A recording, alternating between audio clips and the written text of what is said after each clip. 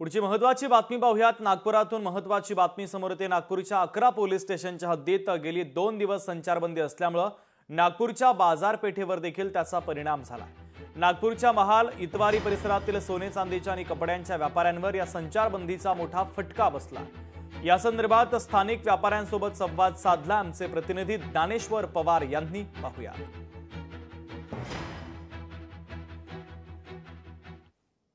उपराजधानी नागपूरमध्ये सोमवारी झालेल्या हिंसाचारानंतर जे आहे ते या ठिकाणी संचारबंदी लावण्यात आली आणि संचारबंदी ती आज देखील या ठिकाणी कायमच आहे। त्यामुळे या परिसरामध्ये असणारे जेवढे दुकान आहे ते दुकान देखील या ठिकाणी बंद आहे। या ठिकाणी आपल्यासोबत बोलण्यासाठी काही व्यापारी आपण त्यांच्याशी बोलण्याचा जे आहे ते एकूणच प्रयत्न करूया।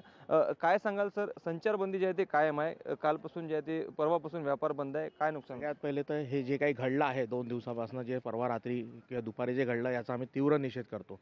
या परिसरात हिंदू मुस्लिम अनेक वर्षापासून एकत्र राहतात आहे आणि याआधी असे काही आंदोलनं झाले असतील, पण अशा प्रकारचे टार्गेटेड हिंदू आंदोलनं कधी झाले नाही। त्रास तर भरपूर आहे।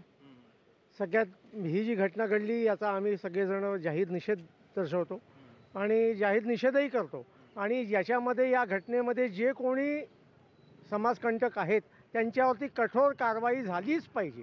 शिक्षिका आहे त्यांना तर शाळेत बोलवलं आहे, शाळेला जाणारे रस्ते बंद आहे, शाळा त्यांच्यावर काय ॲक्शन घेईल तो नंतरचा भाग आहे। परंतु 5-6 वाजतापर्यंत ज्या रेग्युलर ॲक्टिव्हिटीज आहे त्या चालू व्हायला पाहिजे अशी आमची पोलीस प्रशासनाला मागणी आहे। या परिसरामध्ये हा जो मार्केट आहे मध्य नागपूर या ठिकाणी जे ते मेडिकल मार्केट आहे, हा सोन्याचा मोठा मार्केट आहे, त्यामुळे व्यवहार जो आहे तो ठप्प पडलेला आहे आणि या ठिकाणी जे व्यापारी आहेत त्यांचं जे आहे ते कोट्यवधींचं नुकसान होतो आहे। सकाळ ते सायंकाळपर्यंत जे आहे ते संचारबंदी जर उठविली तर आम्ही व्यापार करू शकतो आणि रात्रीच्या वेळेत पोलिसांनी बंदोबस्त लावा अशी देखील नागरिकांकडून जे आहे ते या ठिकाणी मागणी केली जात आहे।